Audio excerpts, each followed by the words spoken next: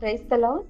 The best wishes to you and your family members in the name of God. దేవుని నామమునకు మహిమ కలుగును గాక. దేవుని నామం పేరిట మీకును మీ కుటుంబ సభ్యులందరికీ శుభావి వందనములు. ఈరోజు దేవుని వాగ్దానము. Today God's promise. నిన్ను తృణీకరించిన వారందరూ వచ్చి నీ పాదముల మీద పడెదరు. యెషయా గ్రంథం 60వ అధ్యాయం 14వ వచనం. All who despised you will come and fall at your feet.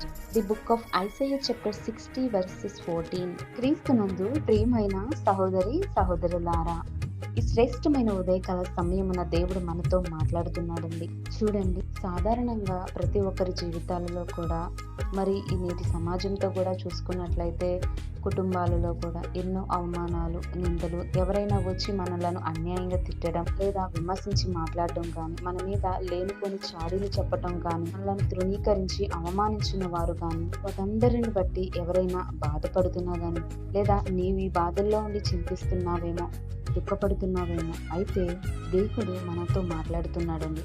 మన జీవితాలలో నెరవేర్చడానికి ఎవరైతే మనలను అన్యాయంగా శిక్షించడం, విమర్శించి మాట్లాడటం జరిగాయో వారందరినీ మన పాదముల దగ్గరకు తీసుకొస్తానంటున్నాడు దేవుడు.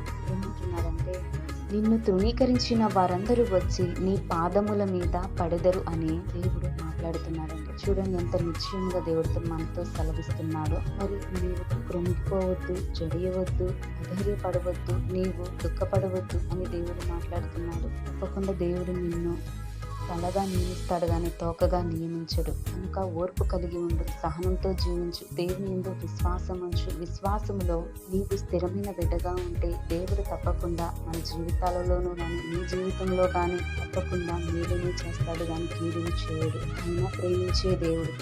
యోసేపు జీవితంలో కూడా తన అన్నలు ఎంతగానో కృంగదీశారు, కొట్టారు, హింసించబడి చేశారు. ఎన్నో విమర్శలు, అబద్ధ సాక్ష్యాలు ఇవన్నీ తన జీవితంలో జరిగిన అయినప్పటికీ ఓర్పు కలిగి ఉన్నాడు. తన అన్నల మీద ప్రేమను కలిగి ఉన్నాడే కానీ కోపపడలేదు, ఎంతగానో బాధపడ్డాడే కానీ. అయితే తన అన్నలు వారందరూ కూడా తన తమ్ముడు ఎదుట తన పాదములను మీద పడి మ్రొక్కారు, క్షమించమని వేడుకున్నారు. యోసేపుని దేవుడు ఎంతగానో అభివృద్ధి చేసి రాజుగా నియమించిన తన జీవితంలో దేవుడు చేసిన మేలుని బట్టి యోసేపు వారిని క్షమించగలిగాడు. చూడండి, మరి మన జీవితంలో కూడా ఇలాంటి పరిస్థితులు ఎదురైనప్పుడు కూడా మనం నిశ్శబ్దంగా ఉంటూ మౌనం కలిగి దేవుని వైపు చూసి దేవుని మీద విశ్వాసం ఉంచే వ్యక్తులుగా ఉంటే దేవుడు తప్పకుండా మన జీవితంలో కూడా మేలుని చేస్తాడు. మనలందరినీ ప్రేమిస్తున్న దేవుడు నిజమైన దేవుడు. కనుక దేవుని వాక్కును దీవించును గాక.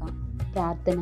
మహోన్నతుడ, సర్వాధికారి, సర్వసృష్టికి అధికారకర్తవైన యేసయ్య స్తోత్రాలయ్య. ప్రభువా, ఉదయకాల సమయంలో ప్రభు ఎందరైతే బాధపడుతున్నారో, విమర్శకు లోబడుతున్నారో, నాయన అన్యాయంగా శిక్షించబడుతున్నారో, విమర్శకు లోనవుతున్నారో కానీ ప్రభువా, సమాధానం లేని జీవితం ఎవరైనా బ్రతుకుతున్నారేమో ప్రభు, ఈ లోకంలో మరి ఎవరికైతే ఎలాంటి పరిస్థితులను బట్టి వారు కృంగిపోతున్నారు దేవా, వారందరికీ వాగ్దానమును దయచేస్తావు. నిన్ను తృణీకరించిన వారందరూ వచ్చి నీ పాదముల మీద పడదరని మాట్లాడి ఉన్నా. ప్రతి ఒక్కరి జీవితాల వాగ్దానాన్ని నెరవేర్చండి ప్రభువా. ఎవరికి తమ తప్పు తాము తెలుసుకొని పశ్చాత్తాపడి కృప దయచేయమని కోరుతూ వాగ్దానాన్ని ప్రతి ఒక్కరి జీవితాలలో నెరవేర్చమని యేసయ్య నామమున అడిగి వేడుకొంచున్నాను తండ్రి. ఆమేన్.